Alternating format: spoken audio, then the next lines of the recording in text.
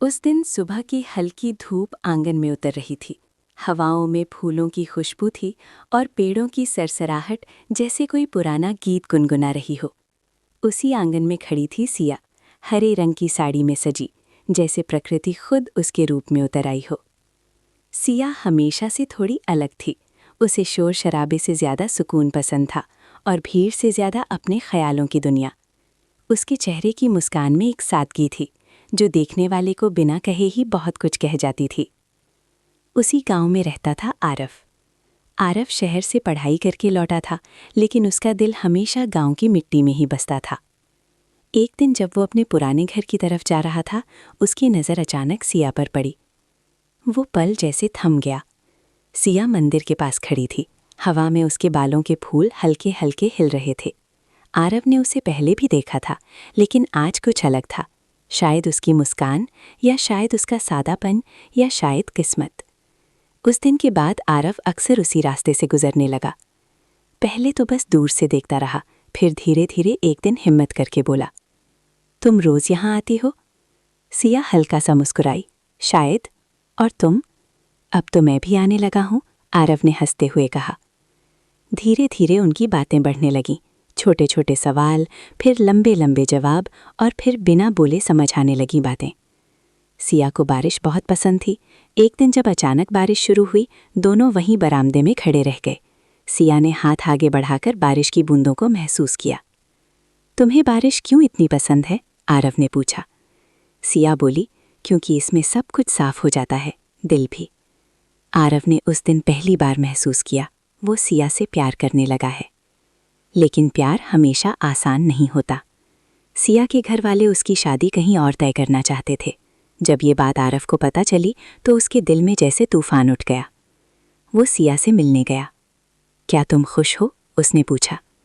सिया ने कुछ पल चुप रहकर कहा, खुशी हमेशा अपनी नहीं होती आरव, कभी कभी दूसरों के लिए जीनी पड़ती है। उसकी आंखों में आंसू थे, लेकिन आवाज़ मजबूत थी। आरव ने पहली बार हार मानने जैसा महसूस किया, लेकिन उसने हार नहीं मानी। वो सिया के घर गया, उसके परिवार से बात की, अपने दिल की सच्चाई बताई। उसने कहा, मैं सिया को सिर्फ चाहता नहीं, समझता भी हूँ। कुछ दिनों की खामोशी, चिंता और इंतज़ार के बाद आखिरकार सिया के परिवार ने उसकी सच्चाई को समझ लिया। और फिर वो दिन आया, वही आंगन, वही हल्की धूप, वही हवा। लेकिन इस बार सिया अकेली नहीं थी, उसके साथ खड़ा था आरव। दोनों की आंखों में वही सुकून था जो सिर्फ सच्चे प्यार में होता है। सिया मुस्कुरा रही थी और इस बार उसकी मुस्कान में कोई मजबूरी नहीं थी। शादी के बाद सिया और आरव की जिंदगी जैसे एक नए रंग में रंग गई थी। वही आंगन, वही पेड़, वही हवाएं, लेकिन अब हर चीज़ में एक नया एहसास था, साथ होने का। सुबह सुबह सिया तुलसी के पास दीप जलाती और आरव चुपचाप उसे देखता रहता। उसे लगता जैसे उसकी जिंदगी में शांति खुद चलकर आ गई हो। इतना क्या देखते रहते हो? सिया मुस्कुराकर पूछती। आरव हंसकर कहता, बस ये सोचता हूँ कि इतना सुकून मुझे पहले क्यों नहीं मिला। दिन बीतते गए और उनके छोटे छोटे पल बड़ी खुशियों में बदलते गए। कभी दोनों खेतों में घूमने निकल जाते, कभी नदी किनारे बैठकर बातें करते। एक दिन सिया ने कहा, आरव, मैं कुछ करना चाहती हूँ, अपने लिए नहीं, इस गांव के लिए। आरव ने तुरंत पूछा, क्या? मैं चाहती हूँ कि गांव की लड़कियां पढ़ें, अपने पैरों पर खड़ी हों। आरव ने बिना एक पल सोचे कहा, तो हम करेंगे ये काम साथ में। और यहीं से उनकी कहानी में एक नया मोड़ आया। दोनों ने मिलकर गांव में एक छोटा सा स्कूल शुरू किया। शुरुआत में बस 4-5 लड़कियां आईं, लेकिन सिया का जुनून और आरव का साथ धीरे धीरे लोगों का भरोसा जीतने लगा। कुछ महीनों में वो छोटा सा स्कूल पूरे गांव की पहचान बन गया। सिया बच्चों को पढ़ाते हुए जैसे खुद को पा रही थी और आरव उसे देखकर हर दिन और ज्यादा गर्व महसूस करता था। लेकिन जिंदगी हमेशा सीधी राह नहीं देती। एक दिन शहर से एक बड़ा ऑफर आया आरव के लिए, बहुत अच्छी नौकरी, बड़ा घर और एक अलग जिंदगी। आरव उलझ गया। रात को उसने सिया से पूछा, अगर मैं ये नौकरी ले लूं तो क्या तुम मेरे साथ चलोगी? सिया कुछ देर चुप रही, फिर बोली, मैं तुम्हारे साथ कहीं भी चल सकती हूँ, लेकिन क्या हम अपने इस सपने को छोड़ पाएंगे?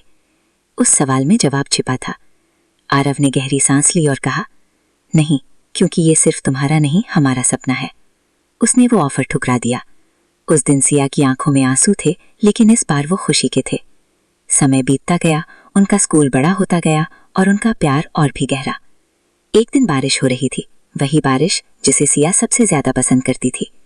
दोनों बरामदे में खड़े थे। आरव ने मुस्कुराकर कहा, याद है तुमने कहा था बारिश सब साफ कर देती है? सिया ने सिर हिलाया। हाँ। आरव ने उसका हाथ थाम लिया। इसने मेरी जिंदगी भी साफ कर दी और उसमें सिर्फ तुम रह गई। सिया ने आंखें बंद कर लीं और हल्के से मुस्कुरा दी। बारिश की बूंदें गिरती रहीं, लेकिन उस पल में जैसे समय रुक गया था।